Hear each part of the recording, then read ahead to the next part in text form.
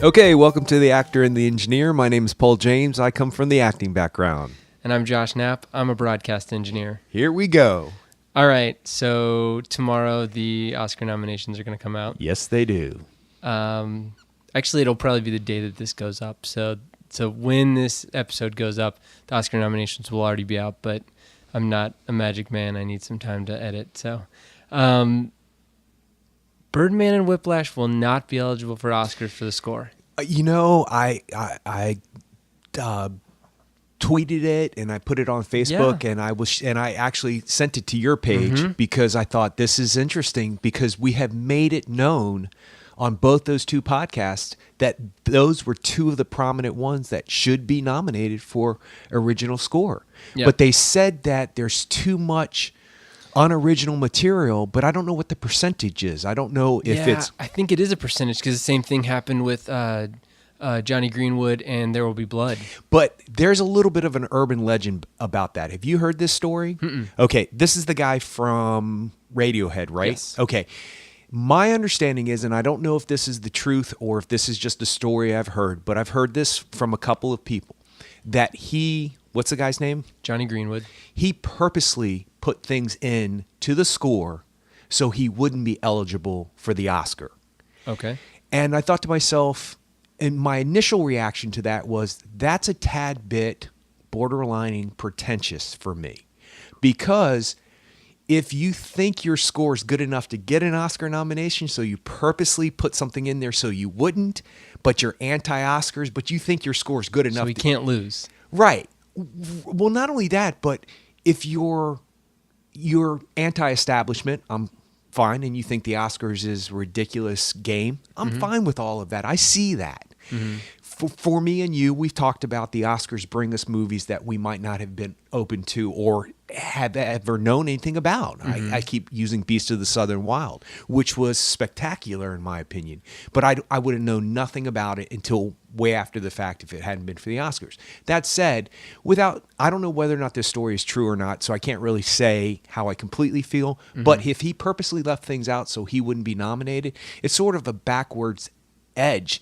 He doesn't like the Oscars, so let's put something purposely in there so I won't be nominated. But do you think your work is qualifying enough to be nominated? I'm sure he enjoyed people complaining about him not being nominated. Well, that's another way to look at it. But do you get what I'm saying? Like, you don't think the Oscars are cool enough, so you purposely put something in so you won't get nominated. Yeah, he had it in his head about Oscar nominations when he was coming up with the score, is what you're saying. Yeah. But your mind thinks, I could qualify for the Oscars, so let's purposely, I don't know. If that's true, and that's what his decision was, so be it. But anyway, back to Birdman and Whiplash. Well, and that was pretty much it. Just like, it's sad that, I think that Whiplash is still going to get, there's still going to be J.K. Simmons is going to get nominated, so at least people will. Have you heard the latest, though? I'm so glad you're bringing this up. Yeah? What did I say about Whiplash? Do you remember? Now, I hope I'm not jinxing it. And there's a possibility that we're still going to go the same route we've been going, that it's J.K. Simmons and stuff. But remember when we were talking about it, I said, be careful of these little films. They show up in the directing category. And you went, I don't know. And I said, Beast of the Southern Wild. It would be great if Damien Chazelle got nominated. They're predicting he's a possibility. They're predicting the picture. They're predicting the screenplay. Now that this big controversy with the scores, but it's sort of put it on the map. So they're saying don't discount it. That'd be great. It made everybody's prediction list as best picture. I just want people to see it. That's really my big thing is like, I want people to, kind of like you with Beasts of the Southern. There's people who don't even know. I talked to a guy yesterday at work and he's like, what was the last movie you saw? And I was like, well, I saw these movies and they're okay. But then I turned right around and said, you need to see Whiplash. And he's like, Whiplash, really? Huh? I haven't really heard too much about that. And so I talked to him about it and he seemed to be interested in it. So it's like, if one person sees Whiplash because J.K. Simmons gets nominated or the picture gets nominated, then that's awesome. He won the Golden Globe. Yeah. So, and he was very gracious and he had a great speech. Did you see any of it? I didn't see any of the Golden I didn't Globes. think you would. He made a big deal about the director. He made a big deal about Miles Teller. He thanked them as if not for them, he wouldn't be up there. Then he said something. He said, it was kind of funny. He said, I'd like to thank my wife and all of my kids who are average to above average. Like he made this comment about his kids. That's not the exact quote, but it was hilarious. You could see he was excited and happy to win. And it's nice to see somebody who's been in the game for a long time. Yeah. And there's always been some form of J.K. Simmons performance that just is one step behind everybody else when it comes to Oscar nominations. And he's probably been the 6th on the list many times. And now it's his time. And he's never had the meat to sink his teeth into like he did on. Did you see Oz? Yes. I mean, that right there. I mean, that was the first time what was his name? Sillinger? Yeah. Yeah. He was a neo-Nazi or Aryan Brotherhood. He was Aryan Brotherhood in there. So, scary. Yeah. I can't believe that's the same guy. Well, then again, I guess I can. But I mean, it's easier to see those two versus some of his other characters, his one-offs. Juno. But it's completely humbling and down to earth, the father he plays in that. I think he's fantastic in that. Actually, if he had one or two more scenes in Up in the Air, because remember, he's the guy who flips out in Up in the Air. Yep. And even Labor Day, if he had one or well, I mean, the one scene, but he stands out in one scene. So you know what? If he goes straight down the line, even if though it's predictable and everybody's like, oh, he's a shoo-in, whatever, I'm hoping that's not where the surprise comes. If there's a surprise that night, I hope it's not there. Yeah. Because he deserves it. The performance is solid. It is. And it is great. Yeah, and you're right. Everybody should see it. Yeah, definitely. And then last night I got Gone Girl on Blu-ray because it just came out yesterday, and so Steph and I were watching it, and she was into it, and she fell asleep about close to halfway in because it was a long day and it was pretty much her bedtime anyway. But she has this vision of this movie that is not anywhere close to what the movie is, which is, I'm so excited to finish watching it with her because it hasn't made that change. It hasn't made that switch over yet. She says, "Oh, this is going to happen." But yeah, she's like, "It's a whodunit. Who? I got to figure out, who actually, is she murdered? Did he murder his wife? All this stuff. She does not know what's going to happen later on. So interesting. Yeah, I'm excited to see how that goes. And speaking of that, when she fell asleep, I went back to the beginning of the movie and started listening to the director's commentary. So I didn't get through the whole movie, but there's a lot of interesting tidbits of information in there. Ben Affleck was supposed to direct a movie at the time that Fincher signed on to Gone Girl, and when Fincher approached Affleck about the project, he stopped. I don't even know what movie he was going to direct, but he stopped. And because he wanted to work with David Fincher. Wouldn't you? Oh, I mean, me too. But I'm definitely a Fincher, Fincher fan. But obviously, Ben Affleck is too. Yeah, smart. He's a smart decision. Speaking of that, he's in line for Fincher's next movie, which is called Strangers, based on Strangers on a Train.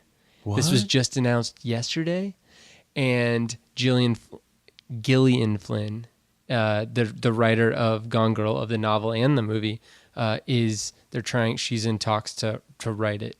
So he plays, Ben Affleck will play a famous actor, and he meets someone on a plane, I think, probably one of those big, huge planes with the bar in it and stuff, meets somebody on a plane, and I'm guessing that they agree to kill, because that's what Strangers on a Train is. Have you seen Strangers on a Train? Is that the one where there's an older hitman and then a younger guy? No. There's two guys. It may be an older guy, but Hitchcock movie, and okay, then no. Okay, it's set on a train, and they agree to kill the other. I mean, it's kind of like a Perfect Murder type thing where they agree to kill the other person's significant other. I've heard about this. Yes. Yeah, or I don't even know if it was a significant other, but still, it's been a while since I've watched it. But yeah, it's kind of like that. I mean, you think about it, and you're like, well, somebody who has never met this person kills them, and so there's no. I mean, whoever is their friend or significant other has the alibi already there. Other people were seeing that person when the murder took place, and so it obviously couldn't be them. And So I mean, And there's yeah, no it's- connection because they're there's no strangers. connection. So Yeah. this one is updated to Strangers on a Plane. Well, it's not going to be called Strangers Oh, on a Plane. okay, good. But it's going to be called Strangers. Okay, good. But yes, he they're signed updating on? because nobody takes Amtrak anymore. Well, that's you know? true, but that would make it kind of cool. It would make it cool. That would make it kinda cool. But still, it's kind of that like claustrophobic, feeling of you're set on a plane, Right. and There's nowhere to go. There's nowhere to go, and then that So- makes a big deal in the movie about it. Ben Affleck is signed on. Oh, wow. So what do you think it is? Because we had a little bit of issue with Ben Affleck in Gone Girl. I did, and here's the other thing. I've been reading Gone Girl. I've been reading the book. Okay. I'm about a third of the way through, and I was talking to Steph about this over the weekend. I was like, I'm reading this book, and how in your head, like you envision what the character looks like. Absolutely. So for me, when I envision Amy Dunn, the wife, I think of Rosamund Pike. Right. When I envision, they talk about the Neil Patrick Harris character, I think of Neil Patrick Harris. When they talk about the sister, the identical twin sister, his identical I know. sister. Okay. Yeah. I think of the actress Carrie Coon, I think is her name. When they talk about Nick Dunn, I don't think of Ben Affleck. Interesting. Now, is he described in the book characteristics like dark hair, tall, thin? What is there? Not a similar? really thin. I mean, it's just very attractive. The chin thing that they do in the movie. Do you remember when he holds his fingers over his chin and says, Yeah. "I'm serious"? Yeah. That isn't in the book because I guess that's just a Ben Affleck has like a cleft chin or something. He has like a chin dimple or whatever they call that, a Cary Grant thing. But Chin butt. he's got a chin butt. So anyway, that I was thinking of through that, and I'm like, why is that? Is it because of his performance? And it may be. I don't know. I mean, Obviously Fincher it's gotta has be. some kind of connection, and directors cling on to actors and vice versa. And you got to remember, he's a director too. Yeah, absolutely. But I don't think that really has anything to do with it.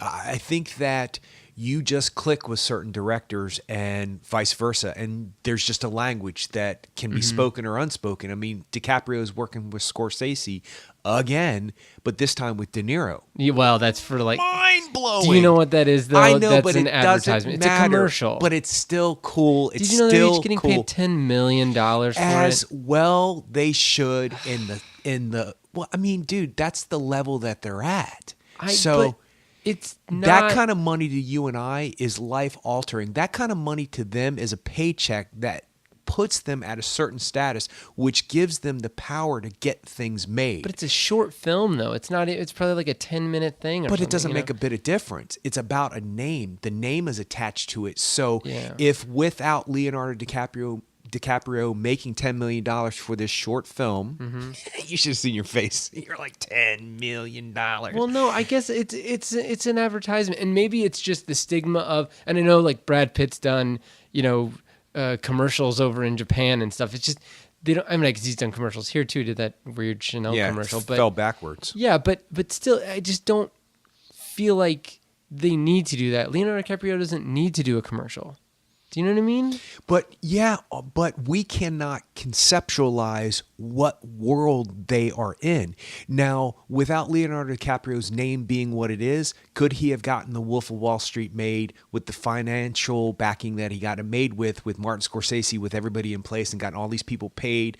Even though Jonah Hill took scale, which is still $60,000, which is, nothing to scratch at. But, Yeah. to any average person, that's a lot of money. Yeah. But they're on a different playing field. We can't understand. Let's say we heard that Leonardo DiCaprio and Robert De Niro did a commercial with Martin Scorsese for what a regular actor, Pepsi. or just a regular actor would do for scale. What is it, $5,000-$6,000 a day, Okay. something like that. Sure. It might be $10,000 a day. I don't know what it is. It's a lot to That me. but that to me would be better than. But wait, don't you think everybody would have the reverse effect though? Why are they cheapening themselves? Why are they not taking the money that they can make? Yeah. People they would lose respect and footing of the world they live in. It's a different world. I get Yeah. what you're saying, but I guess there's what are they also- advertising for? What is the commercial for? It's in Thailand, I think. Oh, okay. And it's a casino. The people lost in translation. That's for real. The Bill Yeah. Murray character exists everywhere else in the country.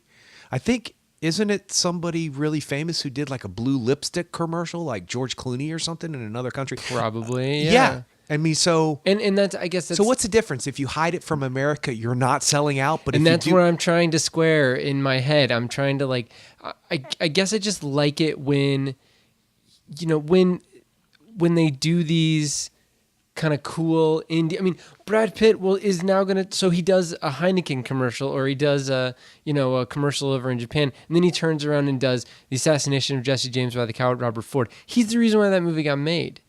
And but without that money status in that world, his name means nothing. I know, but so I like it when he's like, I'm gonna make this because I love this, but then he goes off and says like he doesn't need that $10 million or whatever he's getting for this commercial. You know what I mean? Like, I think to me, maybe that's Okay. cheapening his brand. I Put don't it know. in perspective, though.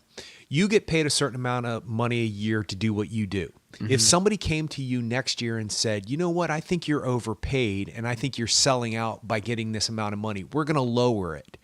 You would be like, wait, what? I work doing this. I have these qualifications. I've gone to school for it. I have this name. I have this resume credits. I have all this stuff. And now you're saying I'm only worth this amount of money. Their world is the same world. It's just we're talking tens of millions of dollars. But they have the ability to pick and choose what they do, whereas like I can't because like, they get paid $10 million. sure, yeah, So they get to pick and choose what they want. yeah. I mean, I guess. get where you're coming from, but I think I don't have a problem with people getting paid high dollar for their art. I just don't. I don't either, but I just want to make sure this is art and not completely commerce, which Yeah, it but sounds like it it's- is. But okay, I don't want to be argumentative, but No. it's just that's the world we live in, though. That's the reality. This world is a commercial-based world. Movies started as entertainment to get people off the idea of their depressive lives Yeah. throughout the Depression. Actually, movies flourished during the Depression. I just saw like a line graph kind of like how many people went to the movies in the 30s and 40s, especially in the 40s, and it was like 60% of the people of the population of the United States would go to the movies every week. Yeah. And now it's down to like less than 10%. As they were standing in a line for a piece of bread and soup because they couldn't afford to eat, but they spent their nickel or dime on entertainment because it was escapism. Yeah. So this high holy art form that we're talking about right now started out as an entertainment purposes to cloud people's minds of what was going on in their lives. And yes, there's an art form in that. It became this creative thing. Theater for me is a little bit different. It's always had some kind of purpose, but it's more storytelling based to begin with than movies. Although movies always had storytelling processes and stuff like that, but it was watch the car get banged up, watch the car go over the cliff, and come back next week to see if they lived. Yeah. It wasn't this, to be or not to be moment. It just wasn't. So if we skip to this generation and this world that we live in now, it makes perfect sense that that's how it's evolved for me. I have no, if I was making this kind of money, I might have a different perspective on it. For me personally, it didn't bother me a bit. I got more excited about them three working together. I guess I don't know. I just don't see an issue with that. And maybe that's just my cynicism, I guess, coming out too. It's a brought up point. Everybody mentioned it on Facebook. Yeah. What do they need $10 million? They're making No, loose and my whole sellouts. thing is like wouldn't you rather a really well written script bring together Martin Scorsese and Leonardo DiCaprio, Brad Pitt, and Robert De Niro, which I don't know what the script's like. I What guess. about all of those people who are thanking Robert De Niro for the Tribeca Film Festival, who he funds probably, and if this millions of dollars goes to helping get somebody's project off the ground, then that's It's worth it. Yeah, I mean, yeah. Okay, yeah. I mean, I see both sides. I see Yeah. where you're coming from. All right. How'd we go off on that? Well, somehow it had something to do with David Fincher, I think. You're right. And Leonardo And talking about everybody else. people working together, directors working with actors and so forth and so on. Exactly. So the another thing that I was going to bring up. Have you heard of The Revenant? No. It's a new movie that is going to come out this year, I think. That's what it's scheduled to come out this year by Inarritu. He's directing it. Stars Tom Hardy and Leonardo DiCaprio. What? Yeah. What? Yeah. And it's about a guy. God. It's about a guy who's like left for dead in this like got mauled by a bear and left for dead, and he like lives and he just goes out for revenge on all the people who left him for dead. I guess it's kind of like a Kill Bill type thing. And who is who? I don't know. I don't know. There's just an IMDb description of that, and then it says that Who Hardy else is and in it? DiCaprio are attached. I don't. This is in like early stages, Oh, or okay. there's not a lot of information on it. And I looked up Revenant because I didn't know what it meant. A Revenant person is someone who's living but probably isn't supposed to be living, kind of like coming back from the dead type of a person. But not a zombie, but it just says it stars Tom Hardy, Leonardo DiCaprio, Will Poulter.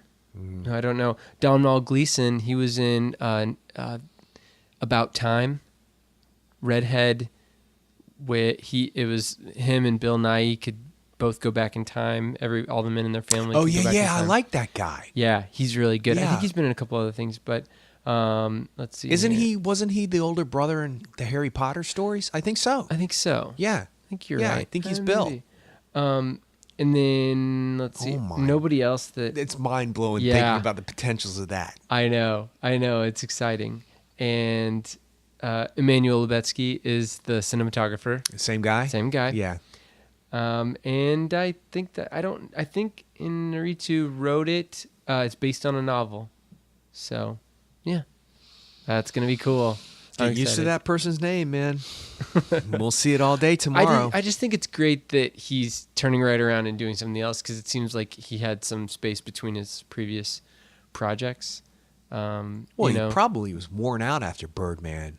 I mean, Oh, well, yeah, everybody that's was true. telling him don't do it, and then he did it, and then he, now it's been a while since it's been done, and now it's all come back up again. It's like reliving a lifetime over and over again, because now he's on the awards circuit, deservedly so. Yes. He just won the Golden Globe. It just won the Golden Globe. Michael Keaton just won the Golden Globe. They're all set, locked, and loaded. Yeah. Deservedly so. My friend called me the other day, and he said, so tell me in one word what the movie is for this year. And I said, Birdman.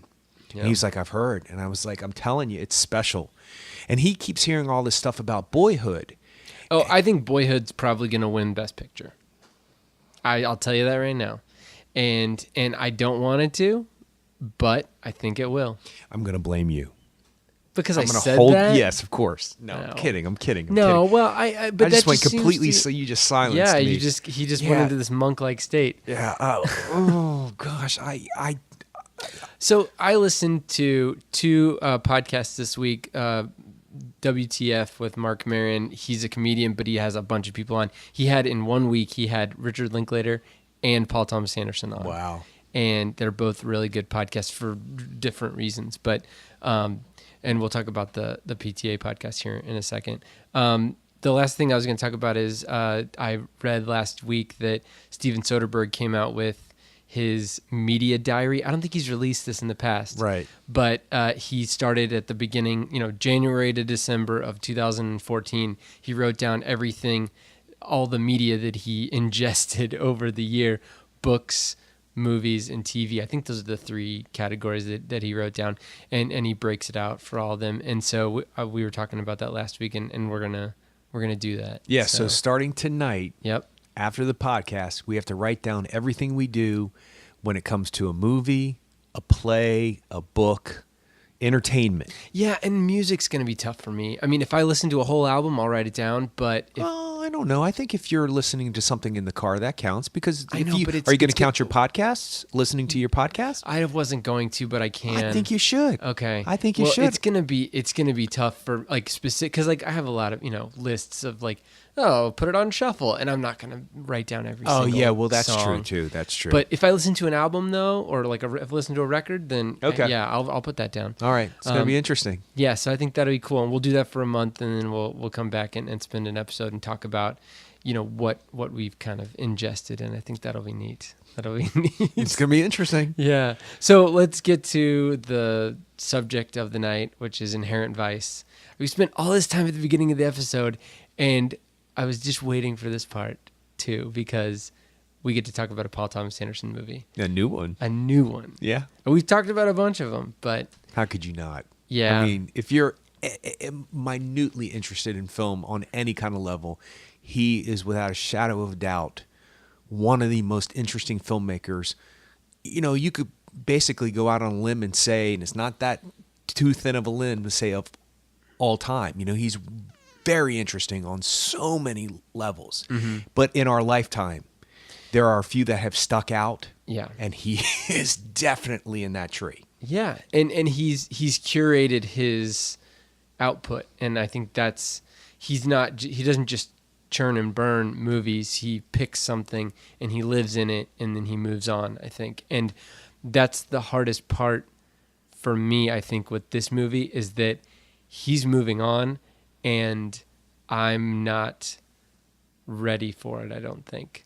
I liked the movie, but I didn't like it I don't have the same feeling that I had when I watched Magnolia or when I watched Boogie Nights. It's a different feeling. It's a feeling that like I want to revisit this movie, but I have not fallen in love with this movie. I didn't have the feeling that I had when I walked out of Birdman.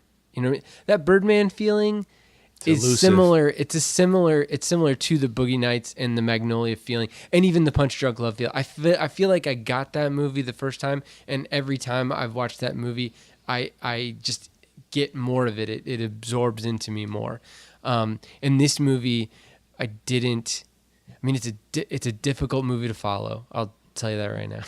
Yeah, we're on page. We're exactly on the same page at this point. So let's. I moved away from it, but let's go to. I mean, it's based on a Thomas Pynchon novel. Yeah, who I don't really know a lot about. I didn't either. I learned a lot about him from the interview that Paul Thomas Anderson did with Mark Maron, which. And I read a little bit about Thomas Pynchon. He's very reclusive. Nobody knows where he lives. Nobody knows what he looks like. Okay. There's actually what's the word? I guess there's a possible cameo by Thomas Pynchon in the movie, But we don't know who it is. but nobody will find it because they don't know nobody knows what he looks like. So is it like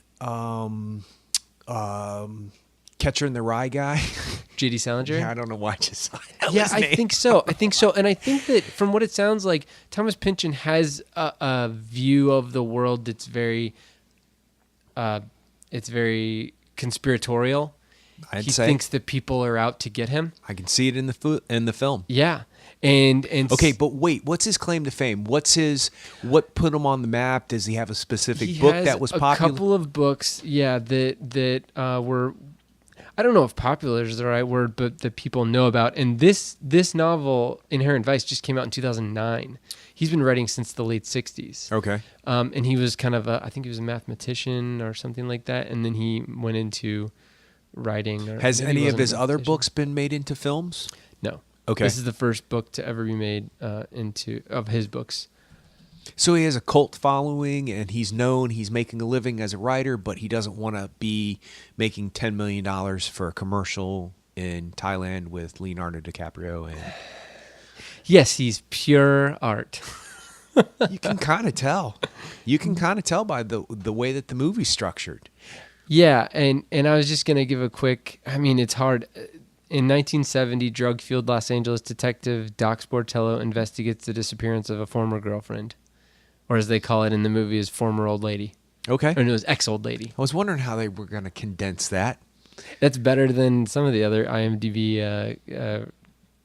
synopses. Yeah, that they we've seem had. to be okay, but that pretty much sums it up. With 3 hours in between of a lot of different things going on. Here's what I'll first say. I was kind of making fun of myself on the way home because I was like, what just happened? Like, what was that? And it reminded me when I was younger and I would be taken to museums and I would sit there and I look at a painting and I would hear adults talking about the angle and the object is in the lighting is the red means passion and all this stuff. And I'd be like, what? I mean, I'm feeling something, I'm seeing something, but I could not articulate it or even understand it on that level or their level or whatever the painter wanted, the artist wanted. And I always felt a little out of the loop. And then I studied theater and then I have a passion for films and I go to a lot of plays and I try to read as much as I possibly can. And I start to catch up and I think I'm almost 75% in the artist frame of mind. And then I see this and I go, I have not a clue what an artist's mind really does. There are things in this film that I completely did not understand on any level at all. And then there were other things that I thought, okay, I get that. I don't get that. Like Punch Drunk Love is a perfect example. It just flowed in. I got it. I loved it. It stayed with me. You're right. The next time you watch it, you sort of are watching it for a different reason. It's no longer about narrative. It's no longer about storyline. It's no longer about content. It's about nuances and subtleties, and you notice things that, especially Paul Thomas Anderson, and this film's Inherent Vice is a great example of his detail-oriented mind. The way that he sets up shots, the angles, the structure, the 45-degree angles of certain things, the 90-degree angles of other things, the way that the car sits in the center of the frame instead of to the left or to the right. We've talked about this. It does something to your subconscious and your conscious mind. For whatever reason, Magnolia rang true for me, like you were saying. I was obsessed with that movie when it first came out. I couldn't get it out of my head. I also related to the whole, sometimes you're done with the past, but the past is not done with you. I was like, you got to be kidding me. I don't want to learn anything from this movie, but I did. This film, I thought there's probably a bunch of people out there who are really digging it, and I use that purposefully, but I'm at the wrong party. I'm the guy at the party who's not wearing the bell bottoms and not smoking grass. I'm the guy who wants a beer and wears a t-shirt. Like I'm not in this group of people who get this type of thing. But then I think, well, I loved Beasts of the Southern Wild, once again, a reference. I loved certain things that were considered underground. I love David Lynch. I love certain things that are just a little too left of center for the mainstream. And these are all very cliche words. But this one, I sat there almost mad because I was like, I'm not getting this. Like, it's visually stunning.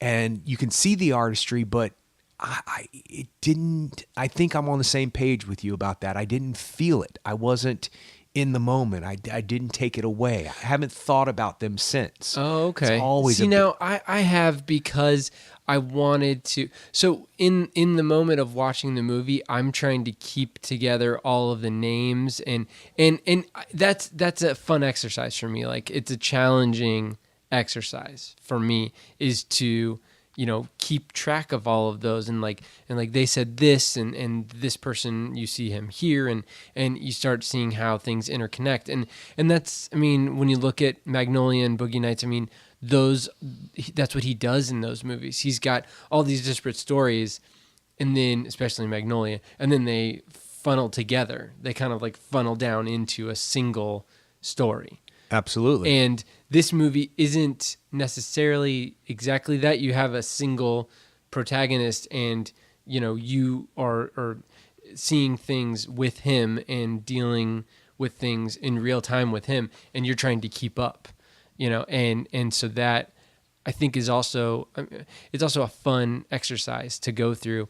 But I'm sure I missed things because I was spending too much mental energy keeping up. I kept thinking, okay, this scene's going to explain that one, and this scene's going to explain this one, and this is all going to gel together once we meet this character or once we meet that character. But it just seemed like there were important characters that showed up that I wasn't sure if they had talked about before or if they were talking about now, and how is this relevant to his girlfriend or his ex-girlfriend, who his ex-old lady, Mm-hmm. Shasta, has gone missing. And that I kept having to remind myself, this is about a missing woman. This is about a missing persons case. He's a private investigator. Okay, But it's also about heroin and the heroin trade, and it's also about a rich guy who's wanting to But don't you give think back money and But don't you think that just sort of there was a disconnect there, that all of a sudden there that character was? oh yeah, And and then you're I like, mean, wait, what? and then they just introduce more characters and take you down more hallways, and one hallway leads to another hallway leads to another hallway, and there's never any rooms really. It's just kind of like With the hallway. exception of the Owen Wilson character. There's Which- no real resolution. Yeah. To a degree, there is, but okay, so I have a couple of questions. What was his relationship with Reese Witherspoon? She was his girlfriend. Okay, so they weren't just sleep together buddies? They weren't No, she was his girlfriend. I think it says that in the voiceover, which was very well done. Yeah, I loved that girl. Wow. Yeah, I loved her. Did you realize that she's not real? What? Yeah. What she's- the oh my gosh, I love her. The thing I love the best about the film, what? That's in his mind? Yeah. Okay, what makes you say that?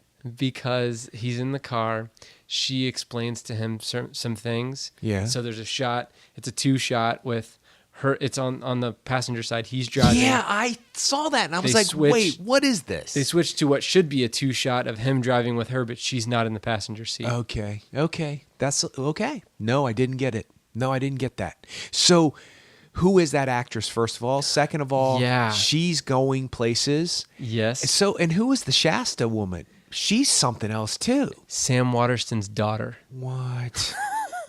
That's not fair. That's not fair that talent got washed over on her too. So That's not okay. fair. So- Because she's stunningly beautiful. yes. She's obviously completely confident with herself naked. Yeah.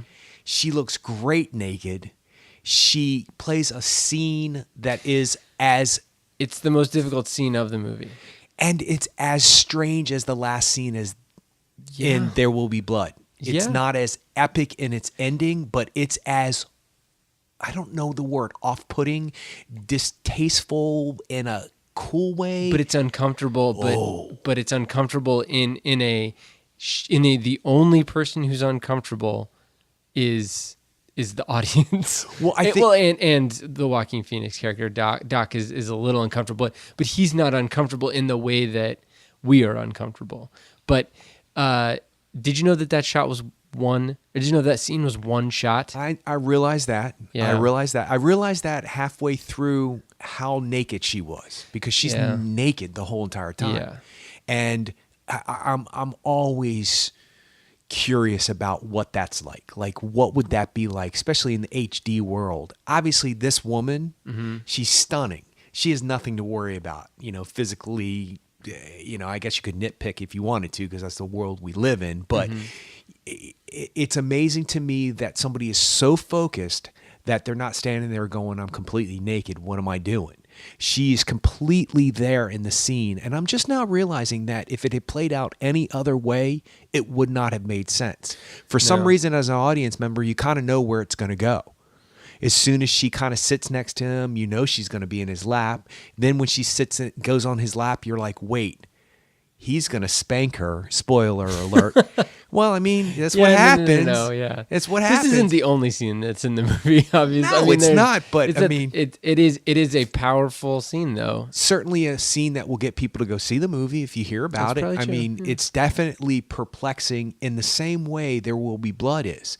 That last scene in that movie, it's confusing, but you know exactly what's You going know to what's going to happen. You know what's Yep. going to happen. You can feel it happening. Even when he does the cliche, I'm going to drink your milkshake thing, Mm-hmm. you're like, wait, what? That's a little off, dude. Yeah. But what else could he have said? What else could he have done? That's exactly what he would have done and said in that situation. Mm-hmm. Anyway, back to Inherent Vice.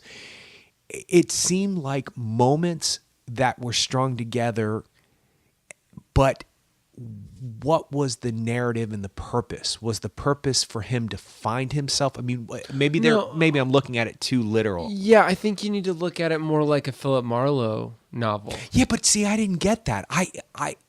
I thought that's how I should be looking at it. And I'm a big fan of all of those black and white films where, the detective's sitting behind the desk smoking a cigarette and the beautiful blonde walks in and the stark light hits her and he's in the shadow and you can see the moon and the street light outside and, And it's got a voiceover. I didn't feel like he was paying homage to that. I felt like he was trying to make his own private eye movie, but it didn't feel like he was investigating something. It felt like he was tripping through his life. Meaning like tripping on drugs, right? Well, no, not necessarily. Oh, okay. Because I think that's another. Think about that. I mean, you've got the Philip Marlowe character, but then you add in this wrinkle of, at any given time, he can be high, and whatever he's seeing isn't necessarily what is actually happening in the real world construct of this movie. So, well, my mind's completely blown that she wasn't a real person. Yeah, it's pretty cool. But that makes it. I wish I had gotten that because that would have lit me up more about the movie. Now that I know that, I'm more excited about the movie. Like I said, I'm sitting there watching that, looking at that painting when I'm 10 years old going, I want to get this, but I don't get it. I want to understand this pink blocked thing with this yellow splotch on it. What the hell is it? And if somebody just went, the pink means this to me and the yellow means this to me and it's been interpreted this way. You take what you want from it, but this is what art historians have said. Once I took that art history class, I was like, oh, my eyes are open. I can start to see what I need. Some kind of structure to my art, I guess. Yeah. So you need to have a ruler. That's a good way to put it. That makes me way more excited about the film. That's great. Speaking of the narrator, she play. Her name is Joanna Newsom. In the movie, let's see, she plays. It's a weird name. I don't even know if I can say it. Sortilege. Right, they mentioned it a couple times. Yeah, well, wait, she's so. in that scene with them in the beginning where he's at the diner. Yeah. Yep. But he only talks to her and she doesn't talk to anybody else. And then she's in the scene. There's a scene where they get a Ouija board out. It's a flashback to him and his ex-old lady and this Sortilege or whatever her name is. Sortilege, I guess. Anyway, the actress's name is Joanna Newsom, and she's married to Andy Samberg. That's mind-blowing. What is with these comedians? Because isn't Paul Thomas Anderson with Maya Rudolph? But they're not married. They are married. Oh, they are married. And they have 4 kids. I knew they had 4 kids, but I didn't think they were married. I believe they're... Now, he did not say... I'm trying to remember if he said... Because this is the first time she has worked with him. Okay. In any kind of, professional capacity. And because she's obviously in the film. She is in the film, but she's got a small part, like 2 scenes. Right. Yeah. But she is in the film. And she was like extremely pregnant when they shot the movie, and so that's why she's sitting behind the desk. Oh, okay. Yeah. So that was their 4th kid? I think it must be, yeah. See, you take Maya Rudolph, what we know of Maya Rudolph, Saturday Night Live, Bridesmaids, all the films in between, that great film she made with Sam Mendes, Away We Go. Away We Go. I love that movie. I love her in that movie, which she happens to be pregnant in the film. I'm not sure if she's pregnant in real life. I think she was pregnant in real life then too, right? Was she? I don't know. I can't remember. Well, good for her because the stars aligned for that one. Mm-hmm. That's a fantastic little film that people need to see. Away We Go. But then you look at her and her career and what we think we know about her, and then you look at Paul Thomas Anderson. Mm-hmm. What's Boogie Nights' character's name? Dick Durden. What's it? Dirk Diggler. Yeah, thank you. Creator of that guy. Yeah.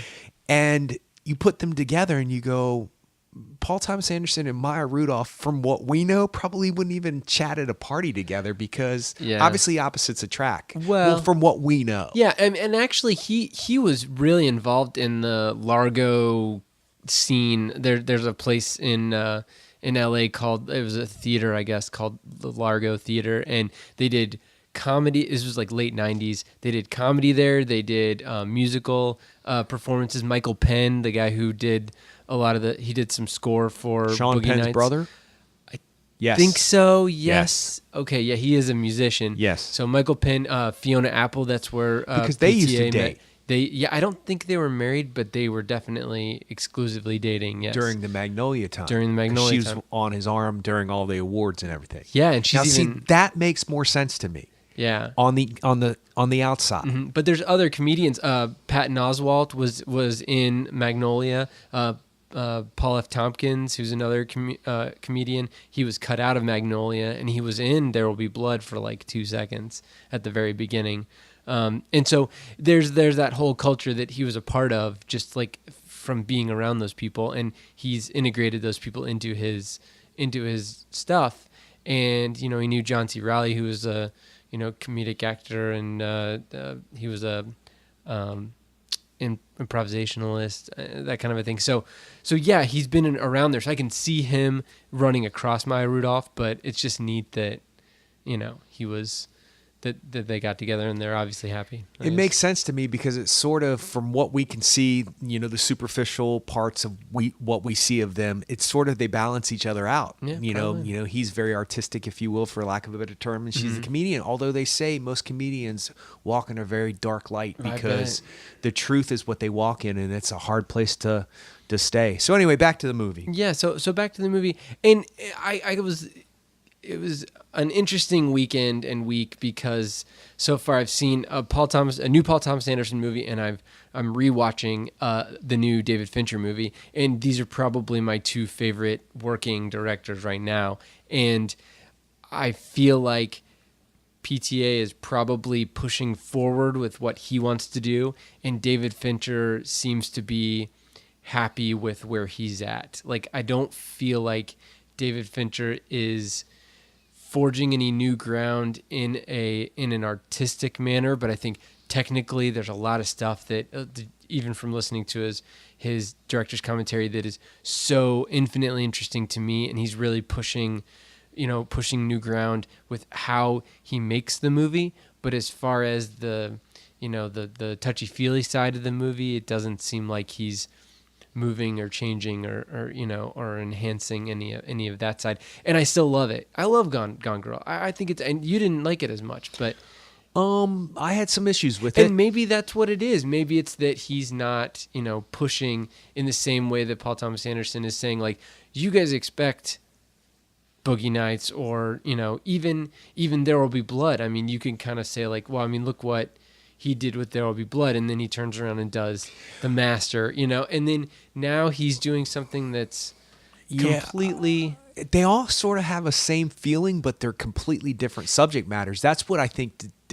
Something about Fincher's subjects seem to be similar. Yeah, they are. Seem to be similar. There are people whose lives should be one way, but they get twisted and they go another way. Panic Room, Fight Club, they're all that same Girl with the Dragon Tattoo. They're all, Social Network. They're all the same kind of storyline, even though it's a different subject matter. It's Paul Thomas Anderson is completely different from me in the fact that, yes, you can tell by the feeling, if you're tuned into that Boogie Nights was directed by the same guy who directed Punch Drunk Love, who directed this movie, Inherent Vice. But if you were to just read the descriptions of all the films, I don't think people would know the same director made the movies. Yeah. I don't think he doesn't really have a stylistic thumbprint like Fincher does. Fincher has this very humming tone when you see his movies. They kind of hum like a fluorescent light. They've got this tone. And I think ever since Zodiac, the movies that he's made, and I think a lot of it has to do with the digital filmmaking. I agree. He's taken that and made that his own. You can see, and we've said this before, you can see, or at least I can see a frame from a Fincher movie, and I can pretty much tell you it's a Fincher movie. Absolutely.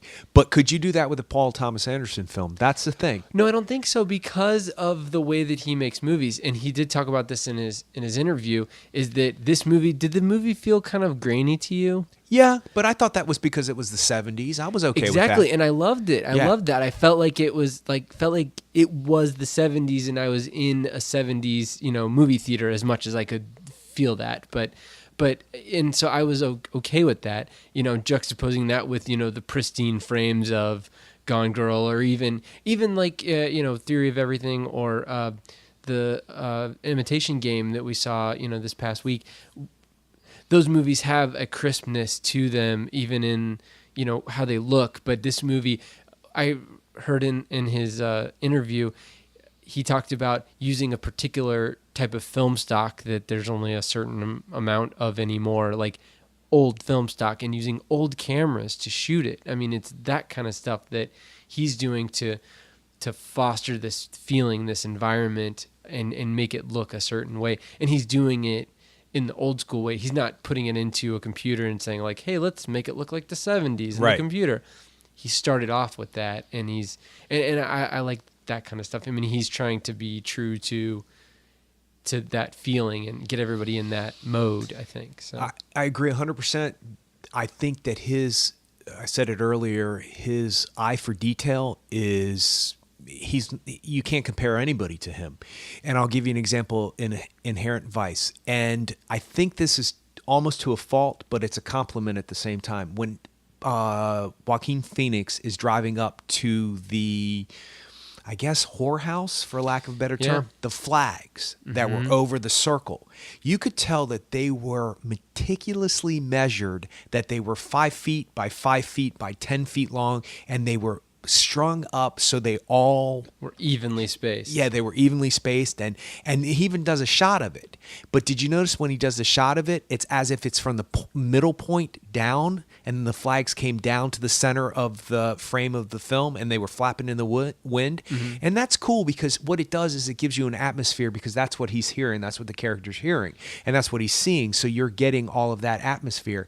Now, to that point, there are tons of things. I was raised in the 70s. That's the 70s. You got the feel, you got the smell. When he said that he smelled like patchouli farts, I'm telling you, that's what hippies smell like. Wow. I mean, that's what it seemed like to me when I was a kid. And I'm not necessarily saying that's a bad thing. I mean, I don't know anybody who wants to smell a patchouli fart, but that's kind of that kind of earthy smell that people back then had. And when he said wear a suit and tie to the dinner, but he was wearing the Indian... the bolo tie? Yeah, perfect. Yeah. With the kind of turtleneck, but it was kind of a half turtleneck. Yeah. Perfect. That's exactly what everybody wore. And their hair, everything. And I noticed it when he was in the restaurants and the extras. There was a guy who was in the corner as he's walking out of one of the shots on the beach in a restaurant. He's walking out. It was a bleach blonde haired guy, and he was kind of tan, but his beard didn't really match his bleach blonde hair, even though I think it was like sun bleached is what they used to call it. And I thought, oh my gosh, that guy looks exactly like those guys from Dazed and Confused, who look exactly like those guys I remember from high school when I was a kid. Yeah. I was like, that's what they look like. So his attention to detail, Paul Thomas Anderson's attention to detail is, you can't measure it against anybody else. He's at the top of his game when it comes to that. His casting choices are phenomenal. Speaking of the cast, do you feel like he did this in a way that, I don't know how it is in the book, but the way that the movie's set up is that not many of the characters interact. I mean, you've got Joaquin Phoenix interacting with these characters, but like in this movie, you've got Benicio del Toro and Reese Witherspoon and Josh Brolin and Martin Short. I mean, you've got all of these people in there, and they never had scenes together. It was only Joaquin Phoenix's character, Doc Sportello, interacting with each of them individually, and it had to be much easier to shoot because of that, because they could work around that's probably true. Schedules. That's probably true. No, I just think that he's always worked with A-listers, but he gets something different out of it. Look what he got out of Tom Cruise. That's true. He's been not better. He's never been better, in my opinion. We've talked about this. This should have been his Oscar win, Magnolia, for Tom Cruise. It should have been. When I think back on that was Tom Cruise and the things he has to say, if you had once again written it down and said which actor is going to say these lines, he would have been the last on the list. Yeah. So he gets it out of him. Look what he did for Mark Wahlberg. I mean, he put him on the map, for lack of a better term. He gets these performances out of look what he did for Burt Reynolds. He got Burt Reynolds an Oscar nomination because it's so well written. He's sort of what Quentin Tarantino does, but in a different way. It's just skewed just differently. So it's great to see all of these mainstream actors, there's that word again, in this kind of tight-knit, strange world that I don't fully understand, and I'm trying to comprehend, But I'll give you two examples. Well, first of all, I'll give you two examples of where it really works. Everything Reese Witherspoon did in the film works completely. I think she's only in 2 scenes.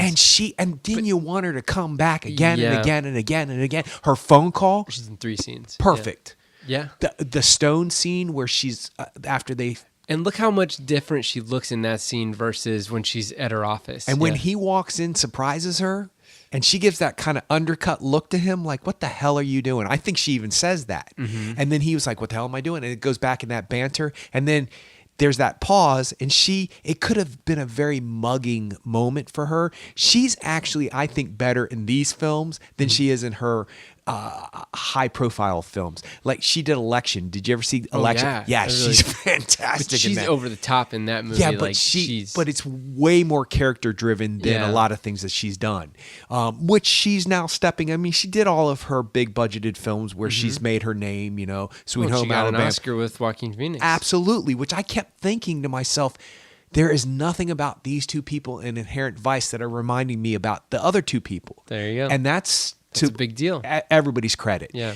So that scene is. Go ahead. I was just gonna say before we get off of Reese Witherspoon, she's coming up a lot now. I mean, I guess she's got Wild, Yeah. which I haven't seen. But the things that interest me more about her are her choices. Paul Thomas Anderson talks in this interview that I listened to about how he's really wanted to work with Reese Witherspoon. She was supposed to be Philip Seymour Hoffman's wife in The Master, and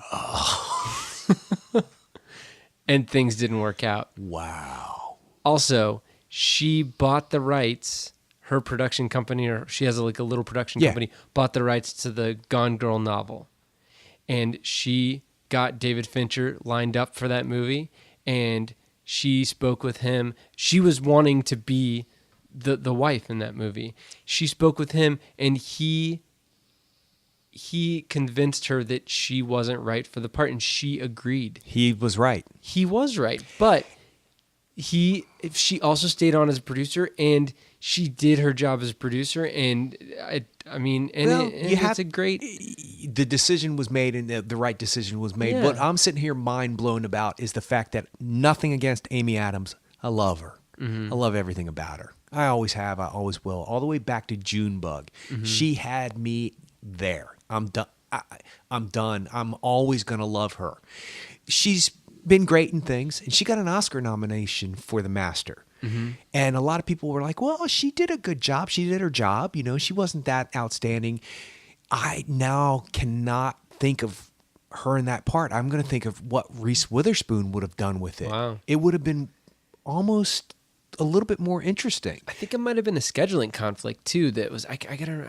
I thought exactly. Amy Adams hit it out of the park with that one. I was like, yeah, Yeah. she deserves the nomination, no doubt. I'm not taking anything away from her. But when you think about the possibilities of her in that part, like for whatever reason, we always knew, even though Amy Adams up to a certain point had a pretty squeaky clean appearance on film and hasn't really done anything too edgy, if you will. And then she played the princess in that fun Enchanted. movie. Yeah, That was a which good was, movie. yeah, she did well. And she can sing.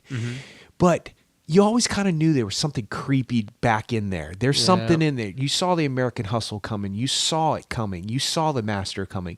Reese, you're never sure it's there. And then for it to show up. But anyway, yeah, fascinating. So she's just I don't know been why I'm coming so up. fascinated by that. She's been coming up a bunch, and it's crazy Well- how it's all popping together. But Makes perfect sense. Well, anyway, back to what I was saying about the two scenes. And then every other scene that Josh Brolin had.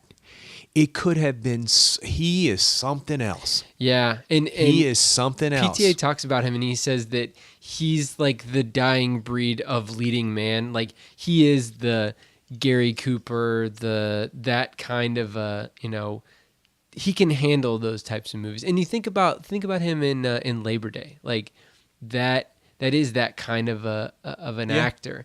And in this movie, he plays like the crew cut. I mean, he's got the flat top crew cut, dragnet type of a demeanor. Just like he doesn't like hippies. And it's laser focus that he has. Yeah. He has this he has a darkness in him that you saw back in Goonies. I mean, you see Yeah. it. There's a brutish quality about him. To his advantage, he's used it. He was nominated for Milk, and everybody said if it wasn't for Heath Ledger, he would have won it for Milk. And I won't argue that or disagree with that. He's fantastic in Milk. He has a way of saying things without saying a word, and that's hard pressed to do as an actor, in my opinion. So everything that he does, everything that his character does, it all clicked and made sense to me in this movie. Now, those are the two examples of where, well, couple examples of where this film really took off for me.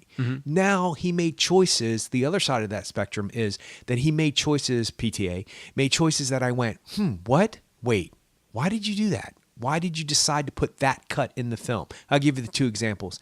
The example of when you see Jenna Malone, who I love, who I saw on Broadway doing the Amy Adams role in Doubt. Oh, wow. Yeah, and she was good. Wow. She wasn't Amy Adams, but she was Yeah. good. And she's a standout in everything that she does. I like her. She's great in Donnie Darko. Absolutely. And she's now kind of had a renaissance, even though she's always been around. I mean, I've known her name for years now. Yeah. I had no idea she was in the Broadway show when I went to see it. And I was like, oh my gosh, I get to see Jenna Malone. My friend was like, what? I was like, Donnie Darko. And he's like, oh yeah, Jenna Malone. Like he knows her name. Anyway, so in the scene where he sees the baby in the picture, Joaquin Phoenix, and he has that reaction. I don't get. It's almost like that was a rehearsed reaction, but he put it in the movie. Yeah. Did you like that choice? Well, it's a do you feel like this movie's a comedy? Yeah, oh, I laughed out loud when Josh Brolin was eating the banana. Yeah. I was cackling. People are looking at me like, what the hell is wrong with you? What is so funny? I'm like, you are not getting this moment It's if you don't think it's because- funny. it's and the because fact he that it's a holds dip, on it. but it's a dipped chocolate banana. Yeah. It was so funny. But why that reaction when Joaquin Phoenix sees the pic? Did you like it? Did you think it was appropriate for the... Well, I mean, It's like it was a rehearsal. And he used that take. I'll give you the other example that Okay. stuck out for me. Martin Short. yes.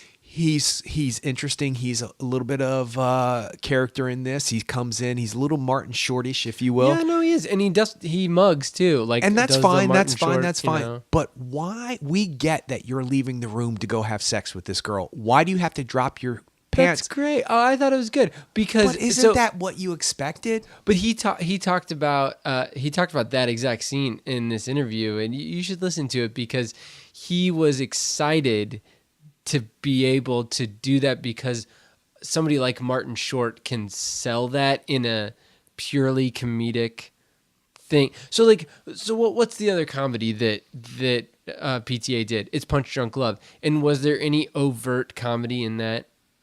Well, mean- I think Punch Drunk Love is considered his love story. That's my opinion. I think it's a black comedy. Okay. I mean, it is a love story. He calls it a love story, but I think it's very funny. I think that movie is very funny. There are scenes. Yeah. There's scenes in There We've Will Be already Blood esta- that are funny. Yeah, we've already established that you wanted to put Bronson in there for comedy. That's so right. we know where your mind is That's coming right. with this, you know. But so But this is a comedy. it is a slapstick comedy in some If you had areas. to categorize it, the reason why it was in the Golden Globes of comedy was Oh, because yeah. it's a comedy. It is a You can comedy. tell he's setting up some of these jokes. Mm-hmm. You can tell the banana that's hilarious. It's the best part in the movie, funny wise, for me. Oh, yeah. But yeah, absolutely, it was hysterical in the way that it's just though that he hung on it. Like yeah, that, he hung on it. That was the part. You could to the you could- point if he where would have done everybody had to get it in the room. Yes. yeah, if the he would have joke. done half of that Yeah. as much time, Yeah. it still would have been funny. And then, of course, the pancake-o. That's hysterical. Pancake-o. That's hysterical. There are laugh-out funny moments in this film.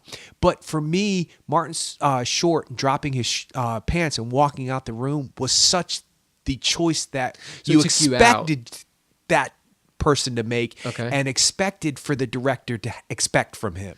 So it didn't take me out because I was never fully engaged because I could not put it together for me. Okay. I had the puzzle pieces and I had all the corners, but I couldn't figure out where, the middle parts went. So I had all the pieces and I knew where all they were supposed to go, but I wasn't sure how they fit. Okay. So it's like, I know this is a weird comparison, but that puzzle piece of Martin Short walking through and taking his shorts or his pants down, it looked like a puzzle piece from another puzzle, like a bigger piece. And you go, what is your sister's piece of puzzle doing in my puzzle? Get it out. You know, this isn't the superhero picture. It's the Little Bo Peep picture. You know, it's a bigger jigsaw piece and so forth and so on. And you're like, it just didn't fit for you in that I thought it was place and time. It was an obvious choice, and I didn't think you needed it. And I thought it would have been creepier or weirder if he had just maybe put his hand down his pants as he was walking out, or if he turned around and had an erection, or if he unzipped his pants. The whole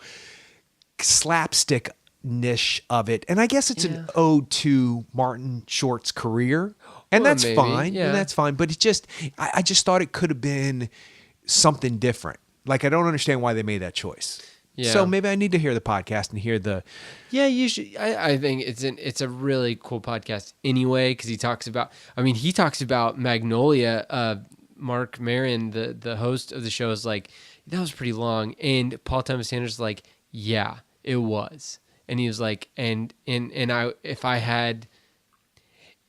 I were making that movie now, it would be much shorter. And I was like, oh my gosh, are you kidding me? That's horrible.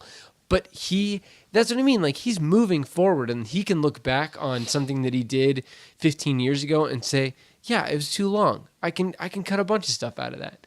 And I'm sitting here saying, like, what are you going to cut out? And I would venture to say that I think he might think twice about a couple of the scenes in Inherent Vice, because if you're talking about length, the length of his films have never bothered me. I have no problem with Magnolia being as long as it was. As a matter of fact, I was sad when it was over. Yeah. I was like having withdrawal You want to spend more time in this world. Absolutely. Yeah. Same with There Will Be Blood. All of his movies have a length to them.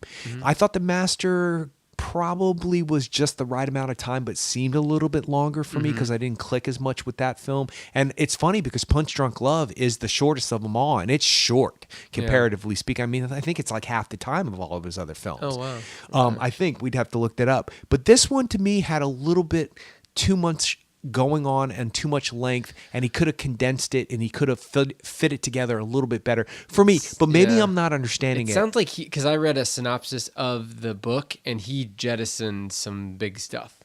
So I mean, from what he got a lot in there though. Yeah, he did. And from what it sounds like is this is another thing I read, is that he took the whole book, typed it out on a word processor, and then deleted stuff. And then wrote dialogue like from that. You know what I mean? Like, smart way to do it. Yeah, I mean, he was trying to keep as much in as he could, but then you still have to make a movie that you can. You know what Stephen King said about adapting one of his books? He said it was like going on a trip and wanting to take all of your clothing with you, but you knew it wouldn't fit into the suitcase. So you try to pile it all in there, but then the suitcase won't shut. So you have to start taking things out. And then eventually the suitcase shuts, even though it's bulging and it might not fit in carry-on. You have to, check it in. But do you want to take a second piece of luggage with you, or do you want to just take one? He compared it to that. And I'm sure that that's a daunting task. And I will say this, because I get this sense that I just didn't get it. And that's not cut down of myself. It's just, sometimes things come to you at different time. I'll give you the example of, remember when we were talking about Tilda Swinton doing the glass box thing when she was laying in the glass box in the museum? And I think we talked about this, where I heard an interview with her and somebody asked her, what were you doing? And she said, I'm not going to sit here and explain this, but I will say this. I find it more fascinating that people will wait around the block for somebody who has a name to walk around a glass box with them sleeping in a glass box, but yet they won't go look at the other stuff in the museum. They won't. And I thought, that's a completely different perspective I would have never gotten without her explaining that to me. Okay, I get why she's now in a glass box. So maybe I don't understand Paul Thomas Anderson's glass box here. And I think that, so the other thing that I know about Paul Thomas Anderson is that he did a director's commentary for Boogie Nights.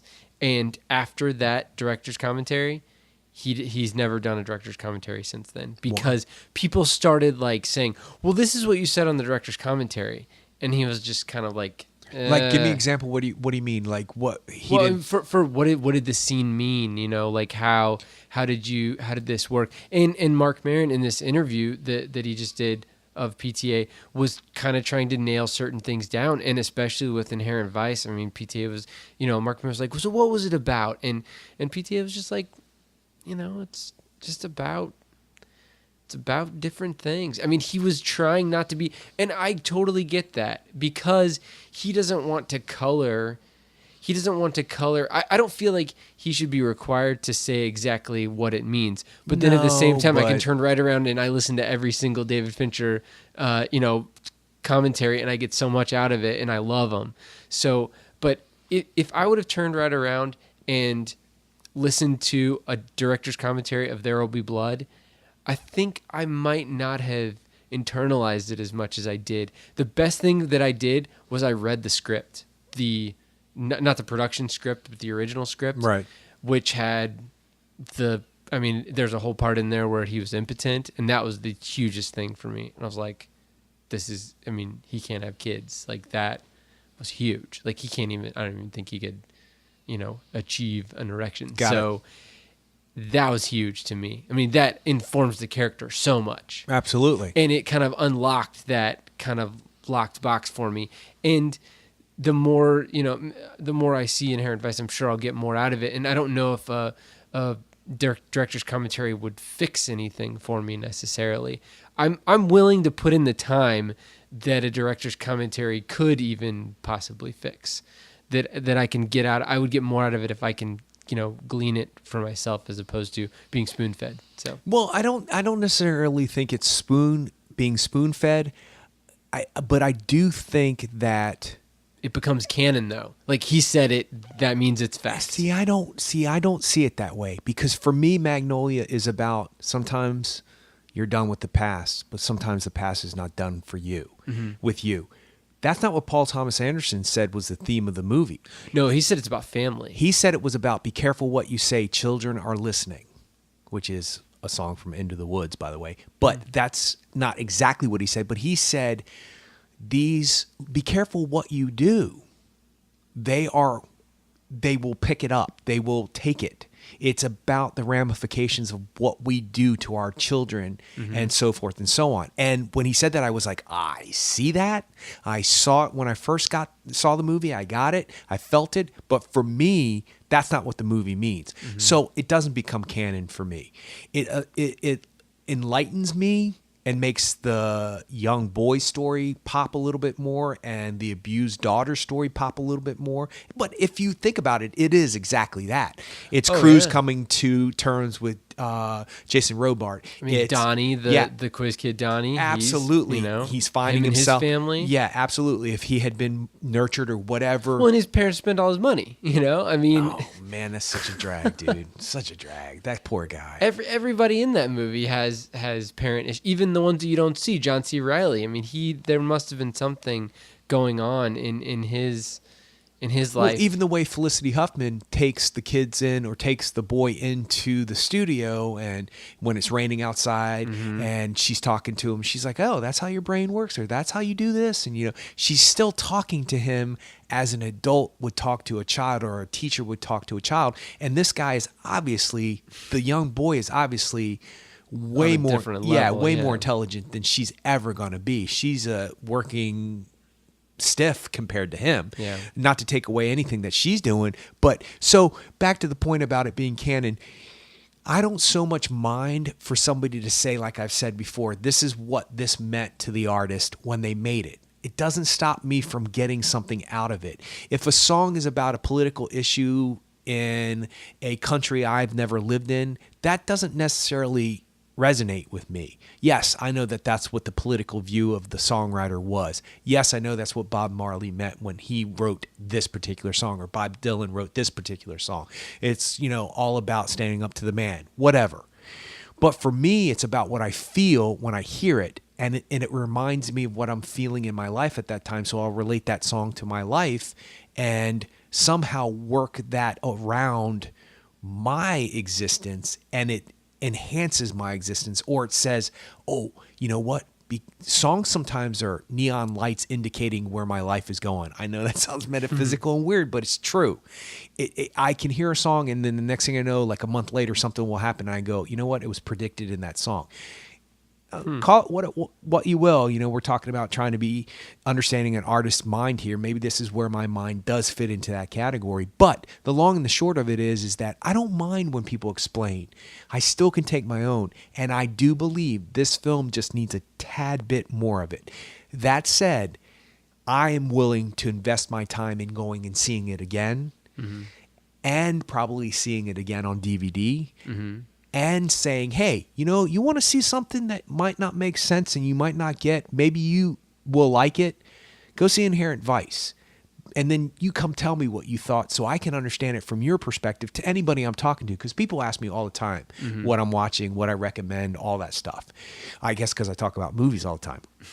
Thus the podcast. Yeah. And so, yeah, the point is that I would recommend this film because we always come down to this, would we recommend or would we not recommend? And I would recommend it not just because it's Paul Thomas Anderson or not because you're interested in film, but it's a strange world to live in for almost 3 hours. It's definitely, and you know there's going to be somebody who this is just going to be mind-blowing for.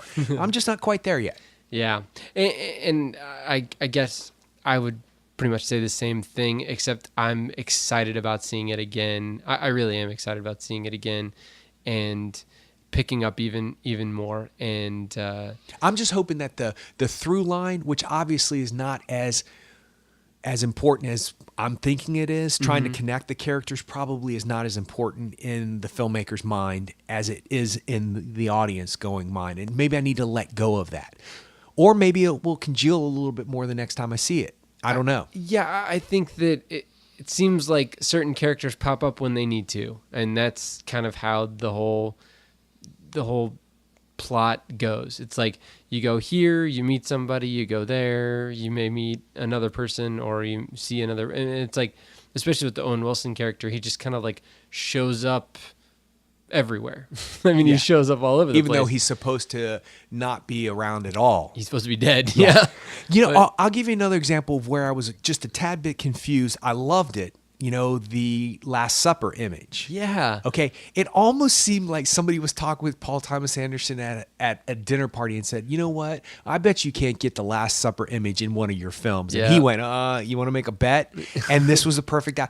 I'm sure it wasn't that, but it was so well done, especially that the meal was pizza and, you know, the hippies were, I mean, it made sense. It did. It made sense. And I loved it. And I chuckled. And it was in the trailer, too. Yeah, it was in the trailer. I think this movie, more than any other of his other movies, really lends itself to a trailer. And I think a lot of it has to do with a lot of the overt, you know, comedy elements to it. I mean, like when he gets hit on the back of the head. See, that's a moment that looked like it was improvised as a rehearsal, but worked. Yeah. Because when he turns around, he tries to like scramble. Whoa. Yeah. And he's trying to figure out who hit him. And then he goes down. Yeah. That whole sequence is hysterical. It's crazy. Rude and crude. And you have to really adjust your ear to a lot of words that you don't hear repetitively said. Yeah. And the menu behind them, hilarious. Yeah. I did read the menu. I read it twice. I was like, does it really say that? And the fact that they had printed menus. like it's a restaurant. Like it. Oh, you can order this. Oh my, and this. Oh my gosh. No, that's hilarious. That's so off-putting. It's hysterical. It's so blue and off-colored. It's almost like somebody dares him to say, how many times can you say this word in a scene? Yeah. And how many times can you talk about this sexual act in a scene? Go. Yeah. Okay. And straight-faced. Yeah. Yeah. And all the minor characters, here's another thing that I loved, is that some of the main characters are completely unknown people who don't even really seem like they might be actors. I mean, I guess these two young ladies that we talked about earlier, they come from one of them comes from an acting family, obviously. And then the other, In His Mind character, whatever her name was, I've never seen her before. I don't know what she's going to do. If she does pursue acting, she's going to do just fine. But oh my gosh, when the Latino housemaid or housekeeper or the supposed housekeeper sets down the tray and slams it down, herself into. Trust me, every single person who's ever worked in a restaurant or had to work in guest services laughs out loud at that moment because when she slams that down, it's hysterical. And Eric Roberts, He's only in one scene. yeah, and you're But- waiting for him to come up, and it's not significant, but significant. He does his. I mean, it's definitely off. Yeah. in a good way. Yeah, I mean, everybody. You're right. Yeah, Eric Roberts is in there too. I mean, there's just it's interspersed with good performances. Well, I think you made a point about the fact that there is no interconnection between all the other characters. They just go through Joaquin Phoenix. Yeah. And I think this is also a first for him in the fact that that's true for him because usually they're all interconnected. Even in Magnolia, Boogie Nights, they're all interconnected. Punch Drunk Love, too. There Will Be Blood, too. They're all interconnected. But there's less streams certainly, and then it gets even less in The Master, so he's sort of going towards that way, and then he made a complete disconnect with this one. But also the length of time that these character actors are on film, they're short, they're brief, they're to the point, they're well done. Yeah. The lady who works at the whorehouse, for lack of a better term, she's great. She is great. Who is she? She's got I hope they all get jobs because of this movie. Yeah, I hope so too. Because she's fantastic. Yeah. I got to get out of here. This place is freaking me out, she says. I like her. I like her. Yeah. So for performances, it's like nothing I've seen.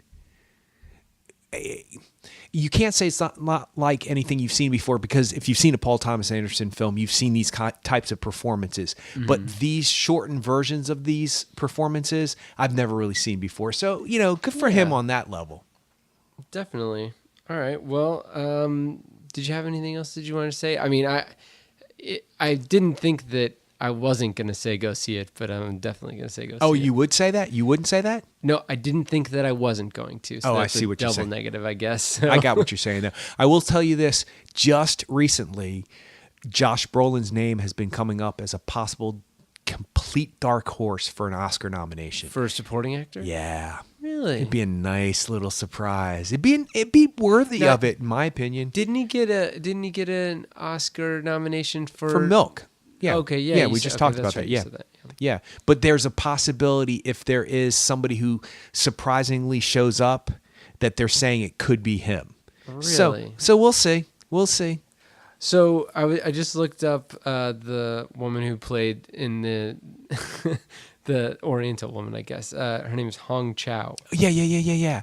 She had such she's in Treme. That's the the HBO show, which I've never seen. But I haven't seen it. But good. So she's a working actress. Good. Yes. Yeah. They kind of come across as like just people he got off the side of the street, which is perfect for his world. It's perfect. Yeah. They're believable people, and they almost have. If you didn't really get it, you might think they were bad actors, but because they're not heightened like most characters in movies that we're used to. That's true. Speaking of J.D. Salinger again in Catcher in the Rye, his one beef is movies. He hates movies. Holden Caulfield hates movies. Huh. He says nobody acts like that in real life. They don't act like that in real life. So these people seem like they could just walk right off the screen and right next to you, in Santa Monica in California, and you would have no problem believing that they existed. So that's cool. To Paul Thomas Anderson's credit. Definitely. All right. Well, if you guys want to check us out on the web, our website is actorandengineer.com. On Facebook, we're at facebook.com/actorandengineer. And on Twitter, we're at actorengineer.